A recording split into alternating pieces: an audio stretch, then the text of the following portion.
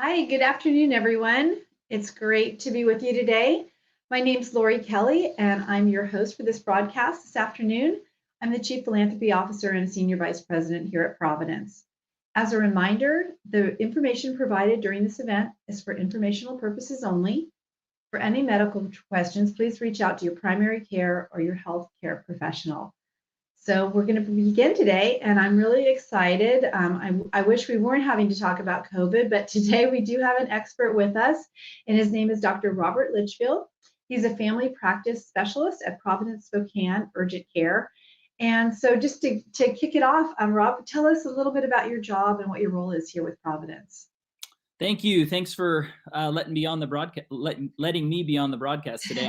I'm one of the I'm one of the medical directors at two of our three urgent cares in Spokane. I've been with Providence since 2012. I got to do my residency in family medicine at Sacred Heart Hospital, and then I took the job at the urgent care right after that. And I've been doing urgent care for about 6.5 years. Wow. And so Spokane Sacred Heart is one of our really large medical centers over in Eastern Washington.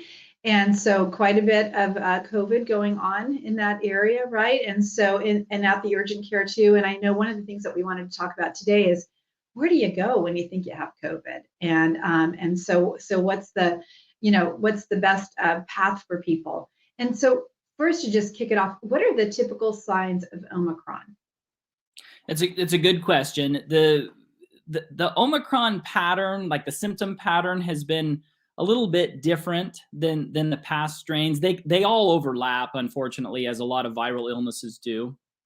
But some of the distinctions with Omicron lately is it's more, for most patients, it's more like your typical cold symptoms and less of a fever. We can still get any of the viral symptoms with it, but it's more sore throat, scratchy throat, fatigue, less of a cough. I feel like I'm seeing with Omicron, but plenty of folks still have a cough. But an overall kind of syndrome profile, syndrome being a collection of symptoms, it's less severe in general than Delta and the original COVID-19 have been, based on what I've seen in the last couple of weeks. Yeah, and you referenced Delta, so we went from Delta, and I know we're going through the alphabet, to Omicron, and so what are the big differences? Are people still getting Delta? Is that over, and now everyone's that is surfacing has got Omicron? Or how is that working? It's a great question. The Delta is still out there. It's definitely no longer the prevalent strain. Omicron is like clearly taken over as you're talking probably almost 80-90% of the cases that we're seeing are Omicron. But Delta is still out there, but probably more as viral illnesses and epidemics go. Delta's hopefully on its way out. Yeah. Okay. And regarding Omicron, why is it so much more contagious than Delta and then the original COVID-19? I like to think of it and talk about it like what I call epidemiological physics. And what I mean by that is that there's some biological patterns that are rather predictable. And one of those is that with most illnesses, over time, there'll be genetic selection or kind of just a pattern for an illness that's more contagious. So the virus adapts to our cells and our bodies to spread itself faster.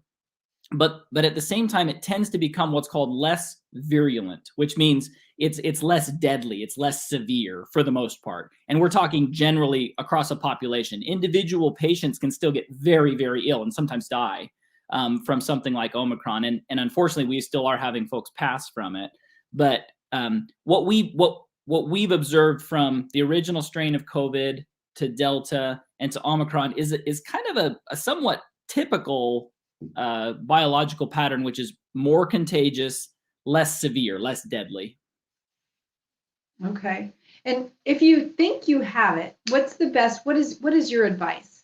What should you do? Buy a home test, go to the emergency room? Probably not. Talk about that, because I think people are really confused, and a lot of people have been exposed, and they know they've been exposed, and they're feeling okay. So talk about what, the different scenarios and what your advice would be there. Yeah, there's several different pathways that are reasonable, and this has been one of the, that question of what do I do now has Yeah. been, of course, one of the main struggles through the whole pandemic as the situation just changes constantly. In considering population health, and then what are the local health resources to accommodate the needs of the population.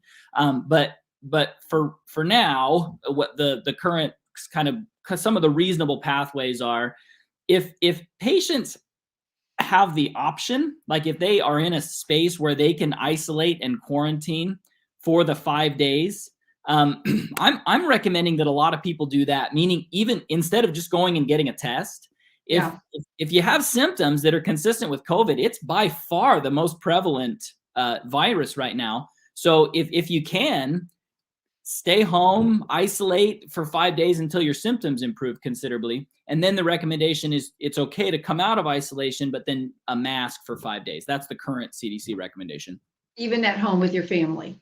Correct. So Yeah. that's one pathway that that I think that to me is reasonable. Now, in that pathway, there's always the advice and the encouragement for anybody, if folks are really worried, particularly as it relates to their breathing, if they're having a hard time catching their breath, they should come in. Like that's Okay. really the line to come into the urgent care or come into the ER if they feel like that they're considerably sicker than they're usually accustomed to with a typical cold. And speaking of symptoms specifically, the phrase I use with patients almost every day is, if you're worried about your breathing, you need to come in. Like, I want to see you if Okay. you're worried about your breathing. But so one pathway is to stay home and isolate if folks can. And I'll be honest with you, me personally, that's the one I think I would follow. Okay. If I didn't have pressing sort of exigent professional educational sort of dynamics where I was otherwise expected to be in groups with people, I would try and just isolate personally. I would. Another option is to be tested, and the home tests are, they're not quite as accurate as some of the other Okay. tests that we Sure. have available to us. The other challenge and concern is there's always a concern about operator error Yeah. with home tests. And that's not to say that folks can't do it, or that like they Right. can't figure out how to swab their nose. Yeah. But there's always going to be that question when the test wasn't really observed, it wasn't really done by anybody else. Right. So that's an ongoing concern. But I still think, especially under the current, we're seeing with Omicron, we're seeing more COVID than we've ever seen, right? Through this whole Right. pandemic, it is just raging, of course. And so the home testing certainly needs to be a part of our overall sort of testing strategy. And then there's quite a few different pathways in Spokane for folks to pursue a test. A lot of the primary care offices will do virtual visits and then order outpatient COVID tests. And there's several labs around town where they can get testing through with an order from their physician or their primary care provider. There's the testing site at Spokane Falls at the community college, where the health department is still running some testing, and then the folks can come into the urgent care to be tested. We've done so much testing throughout the entire pandemic, and we still are. But the need has arisen, and kind of the clarity has come from some of the leadership councils that I participate in. The urgent cares and the ERs need to really remain the treatment centers instead of the testing centers. Exactly. If we utilize our urgent care capacity for just testing, it makes it so that it's harder to treat the folks who really need the doctor, right? Or who really need the PA or nurse practitioner who's going to be there to help them sort through kind of a more severe illness than just needing to know whether or not they have COVID or not. Right.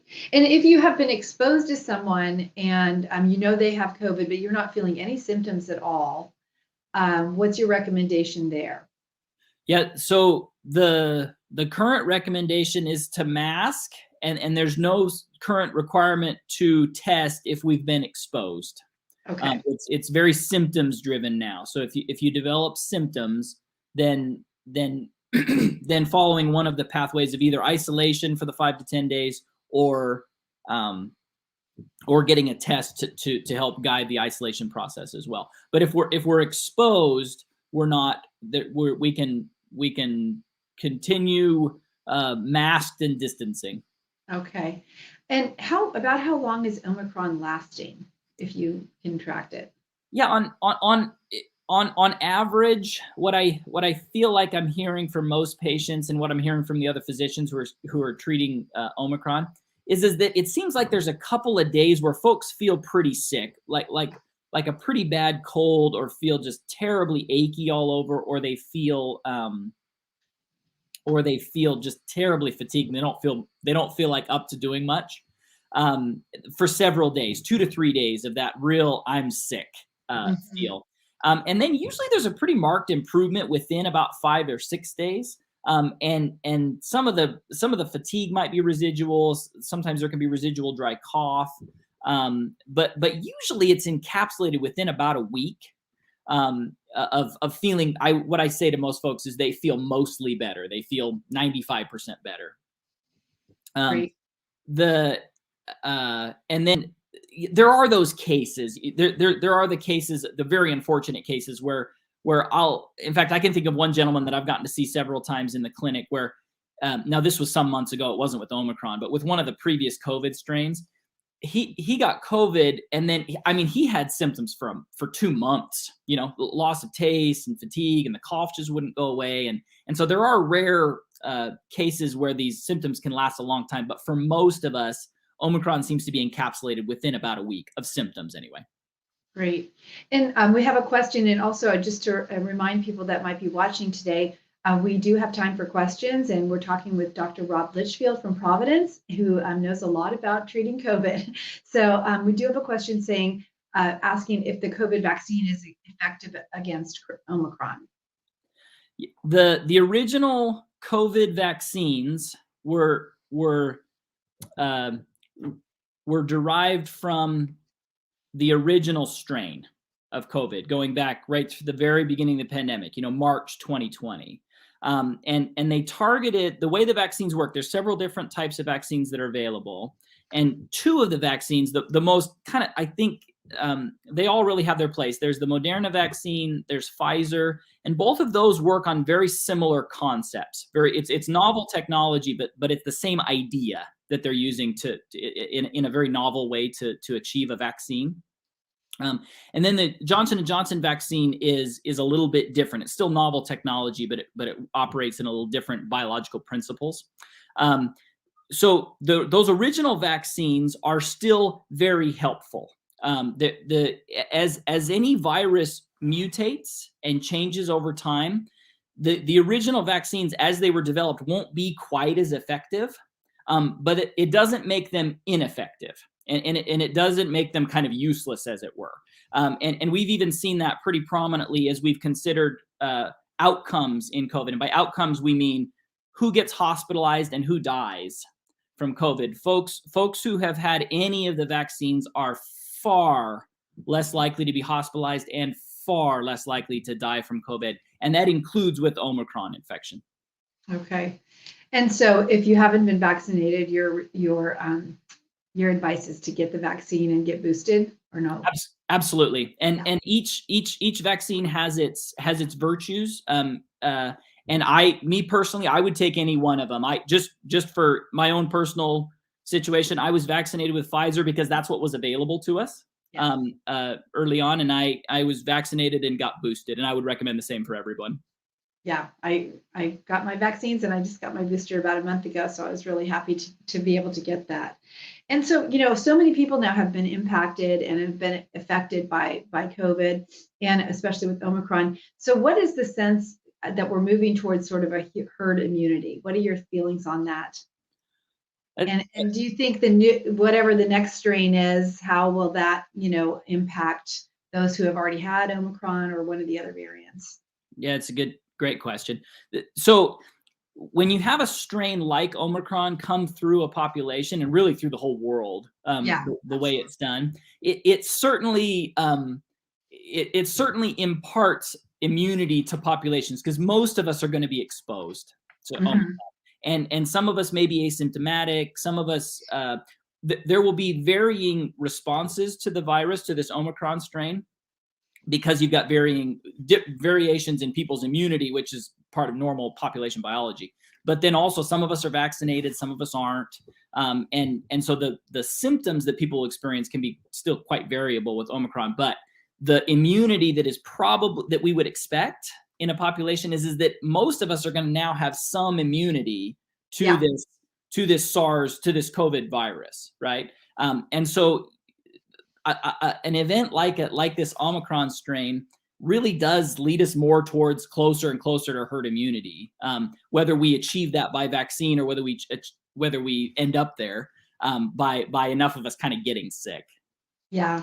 And what is it that makes one of the variants rise to the level of where we all know the name, Delta and Omicron? And what's your prediction? And you may not want to get your crystal ball out, but when do you think Omicron will be over, and what will be the next iteration? Or what's your sense of where we are in this whole?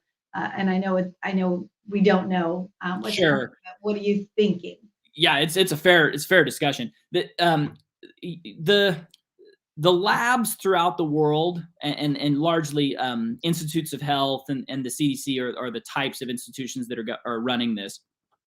They take a certain sampling of all of the positive tests throughout the world or in populations as they designate them. And then they genetically test the different strains to find out how. We know the virus is going to mutate, but we're just wondering what direction it goes and how to try and predict which mutation is going to cause the most illness. And they've done this for generations with the flu virus. It's a very similar set of concepts that you utilize to try and pick which strain of influenza is going to tear through the world and get everybody sick. So it's the same ideas that they're applying to COVID. And so they follow that very carefully. And the ones went to answer the question, how do we predict which one is going to tear through the world and which one do we see on the news and right. Then we all learn its name, right? Right, exactly. Is by observing its genetics and how adapted is it to our bodies in several ways. One, to become more contagious, kind of like we talked about a little bit earlier, but also is it slowly developing resistance isn't quite the right word, but evasion is a word that comes to mind of our immune systems. And can it is it a little bit more resistant to the virus than the other strains before? So they watch that very closely, and then usually based on a couple of those types of dynamics, they can predict which ones are going to be the most problematic. To answer the question of how long is Omicron, like what's our time estimate? Delta seems to have hung around a lot longer than it looks like Omicron is going to. And like I said, there's always uncertainty in these types of in these types of considerations, but we have pretty good patterns from South Africa and from the UK. And then even in the Eastern United States, to be honest with you, the Northeast, that it seems like Omicron kind of plateaued and it's starting to come down. And the thought is that a virus like this particular strain would be one we would expect to really rage. And then within 3 to 4 weeks, you'd expect it to largely be on its way down. Okay. Yeah, I know we're all hoping for February to have a break from this. A couple questions from the chat. Someone was asking, and with the earlier versions of COVID, there was a lot of taste and smell affected. Is that the same with Omicron? Not great question. Not nearly as much. I'd say less than, because I get to see, I probably get to see at least 15 or 20 cases of Omicron, at least over the last couple of weeks every day. And I'd say very few of them lost their taste or smell. I'd say I'm going to throw out there like less than 10%. Okay. Because that was kind of the big clue at the very beginning, right? COVID-19 1.0. That was a headache and all that. And then we have another question from the audience asking if it's possible to get exposed over time and build immunity without ever actually developing COVID. That's a sound question. Academically, yes. The answer, like conceptually, the short answer is yes. If we had been exposed, and I'm sure there are individuals that are in this situation where we had been exposed to COVID and maybe didn't get sick, and our immune system still creates some immunity to the virus. The longer answer is that the immunity isn't nearly as predictable. And there's also some thoughts, some suspicions maybe is the better word, that if we don't mount a really significant reaction, and by reaction, I mean getting sick, like us getting the achy, the fever, there's questions, and it's controversial whether if our bodies don't mount a real immune response, which is largely when we're sick and we feel terrible and we have a fever and we have like miserable sinus congestion and our tonsils are swollen and stuff. That's largely our immune system making us feel that way. It's our bone marrow and the rest of our immune tissues kind of going to war. And so that's what it's our own bodies that kind of make us feel miserable is one of the concepts. And so the idea is that if we don't mount a real sort of marked response to the virus, we don't know what that immunity is going to look like. Immunity it's considerably more complex than just, do I have X antibody or Y antibody? It's very dynamic and multifaceted. So the short answer to the question is yes. But the longer discussion really is that immunity reliable? Is it as effective against, in protecting me against subsequent strains is the bigger question. The vaccines provide orders of magnitude more reliability as far as immunity goes. Great. Lots of good questions coming from the chat. We have one from someone that just wanted to know, will patients be told what strain they have if they surface and they're not feeling well?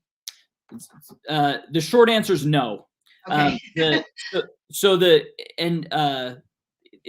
We can say it's a COVID. At this point, we're almost kind of saying it's a COVID-like virus, right? Okay. Once you get enough variations or mutations of the virus. But when we do a test, we test for kind of it's a thumbs up, thumbs down test. Is it COVID? Is it not COVID? And then as I was mentioning, the labs in every area will take a subset of them, like 3% or 5% of the cases, and they'll actually do the genetic testing on the strains. But we don't do that typically. It's not that it can't be done; it's just not typically or regularly done. And one of the reasons is it's a little bit onerous and expensive.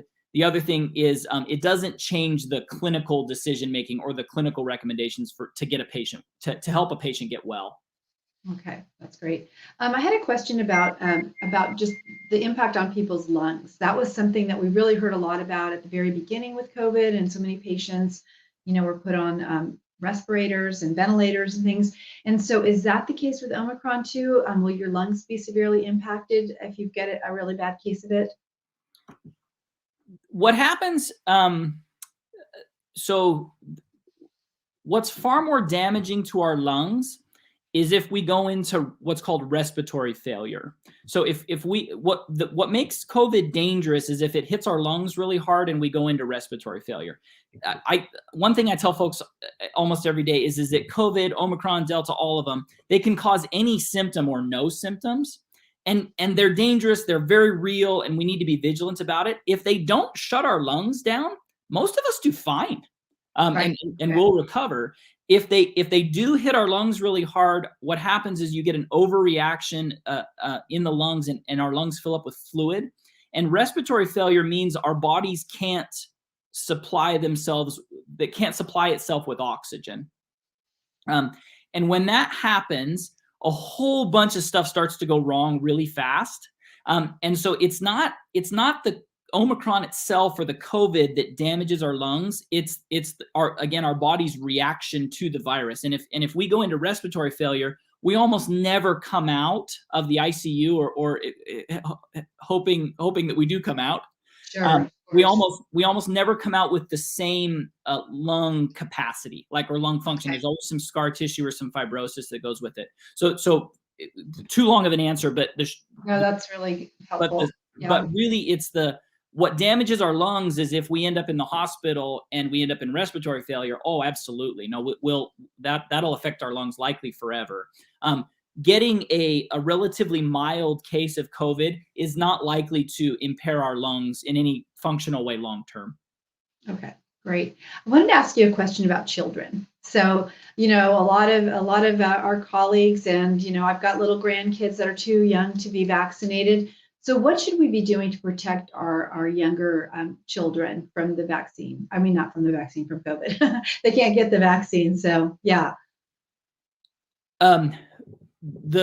Thankfully, this particular virus is not, and we're all, I think the powers that be and heaven and anything else we believe in that this is the case. The COVID has not affected younger children adversely. There are some isolated cases where children have gotten terribly ill or been admitted to the hospital, but younger children seem to do very, very, they do fine, I guess is what I'd say with COVID. They almost always have a fever. I've gotten to see lots of babies and lots of toddlers with COVID, and they're really not, in kind of the general sense, they're really not that sick. They have a fever and they're miserable or runny nose, and any of us who have had or have toddlers know it, sick at all is no fun when you've got Right. when you've got kids at home. But in the sense of, is it dangerous for them? It's really not terribly dangerous in a big picture sense for younger children, thankfully. At least we haven't seen patterns to suggest such. Now, any child who is eligible to receive the vaccine, of course, I would highly recommend that our kiddos get vaccinated. I have 4 children of my own. They're all vaccinated. They're all boosted. I should say the ones that qualified for a booster are boosted. But big picture, to answer that question, thankfully, COVID isn't super dangerous for younger kids. And it's the same precautions as we would have for anyone else, of just if we're sick, we need to try and distance, we need to try and do what we can, masking, and isolating appropriate, like we're being guided. Okay, good to know. Well, probably one last question from the audience, and someone is wondering, would it be possible to test negative? You've got like a sore throat, but then a couple days later, you're not feeling so well, and you test positive. Yes. Yeah. And there's several reasons for why that scenario could play out. Okay. So it also depends on the type of test, because there's several different types of tests we utilize when we're testing for COVID, and some of them are more sensitive than others, and what the test is looking for is actually what's called RNA. So it's a specific type of molecule that lives in the virus or is in the virus, and so there has to be a certain what's called viral load or viral count. So you have to have kind of enough of the virus in you for the test to pick it up. And each test is kind of a little more sensitive or less sensitive than another. So it's possible to have a false negative, say if you tested way early on, right when your symptoms start. Sure. And then say a couple days later to take another test, whether it's more or less sensitive, you could totally test positive later. Okay, great. Well, I've been really enjoyed this conversation with you. Is there anything before we wrap up today that you'd like to, advice that you'd like to give the people that are listening today and watching, or any resources that you would refer them to? Yeah, this has been an absolutely constantly changing, shifting situation of what is, the very fair question of what's the best thing to do? What should I do, doctor? Then there's the question of what should I do as a patient? And then there's the question of what should we do, right, as a community? And those have been huge strains, of course, for everyone through this whole pandemic. And largely, I actually think we've done pretty well. I'm not, there's certain, we'll look back on this and we'll have lots of lessons to learn, but I just like to look back and acknowledge the tremendous efforts people have made to try and take care of themselves, but also to take care of community. And I still, right now, the most relevant, helpful intervention for ourselves and for me and for us is to get a vaccine, certainly. Really more than masking, in my opinion. That is just a really, really crucial piece for all of us to try and get to herd immunity and to put this virus largely behind us. The other thing that I tell everybody is that it's going to happen. we're going to get there. It's I don't think most of us could have realized how long this was going to go on, and just No, I how don't think anybody. and just how massively this was going to affect all of us for so long. Yeah. But that all being said, and as miserable of a slog as this has been in its own ways, we're going to get there. It's going to happen. The biology favors largely the direction that we're likely to go. And I think people are making best efforts all around. I've been particular. It's been a heavy call to duty if you've been in healthcare through this pandemic. And another thought I've shared with a lot of people is that, we don't ever know when the most kind of like crux work of our career is going to show up in front of us, right? But for the last couple of years, I've been thinking, that might be right now. Just some of the most. You hope so. You hope so. You hope it's not going to happen again. But yeah. Well, I'm very hopeful, and I'm hopeful and upbeat that we're going to get through this. We're winning. We're winning slowly, but we're winning. Yeah. Well, we are so fortunate to have you working with us at Providence, Dr. Litchfield, and thank you for all your great insights today. I love your positivity. Let's hopefully we're on the other side of this by summertime or even spring. So just want to thank everybody for listening today and for joining and sending in your questions. To learn more about our initiatives, programs, and services and ways to give, please look at providence.org. And make sure, please, to follow us on social media, Providence Health System at LinkedIn, Facebook, and Instagram, and under Providence at Twitter. So thanks, everybody. Stay healthy. We're thinking of you. And if you know a Providence caregiver, send them a text or a call or put a Facebook message and just thank them, because they have been working so hard to take care of our communities. And I just couldn't be more proud to work with doctors like Dr. Litchfield and so many others that are really keeping our communities healthy. So thanks, everybody. Enjoy your Wednesday, and see you next time. Thank you all.